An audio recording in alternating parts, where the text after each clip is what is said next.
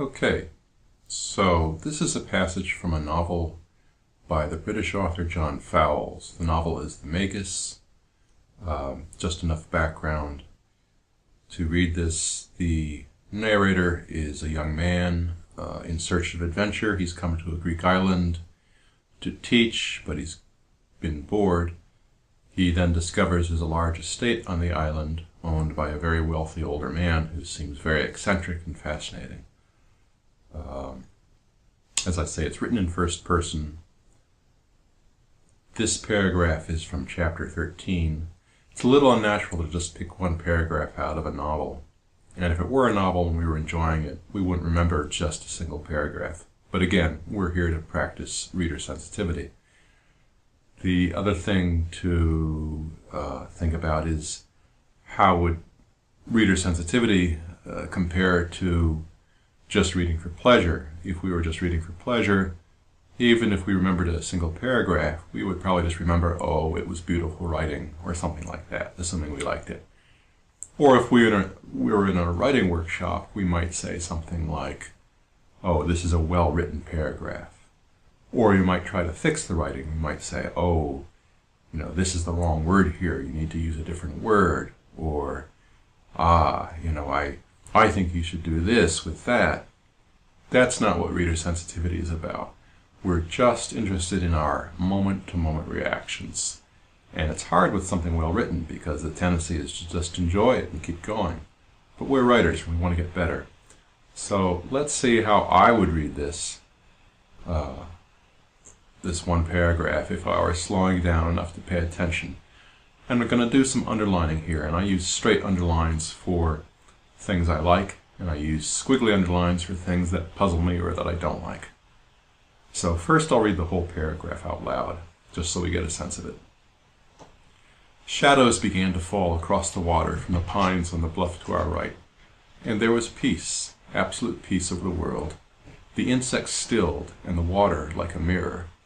He sat in silence, sitting with his hands on his knees, apparently engaged in deep breathing exercises.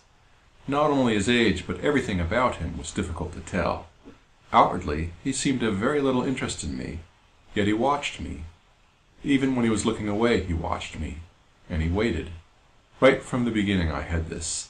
He was indifferent to me, yet he watched and he waited.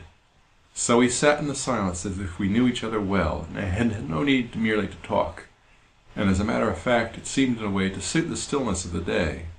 It was an unnatural, but not an embarrassing silence.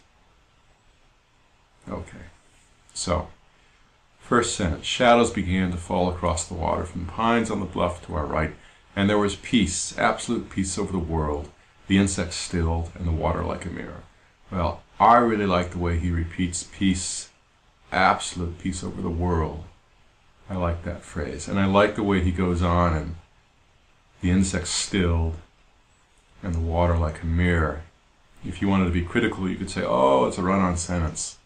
But I really like it. I like the rhythm. And that's all I have to say. I don't have to get real technical in justifying my response. I can just say what it was that I liked. I just need to be able to point into the text to the thing that I liked. Next sentence. He sat in silence, sitting with his hands on his knees, apparently engaged in deep breathing exercises.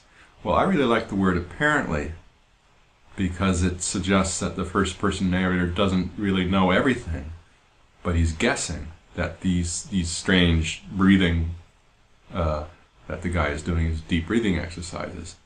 That's cool. I like that. Not only his age, but everything about him was difficult to tell. All right.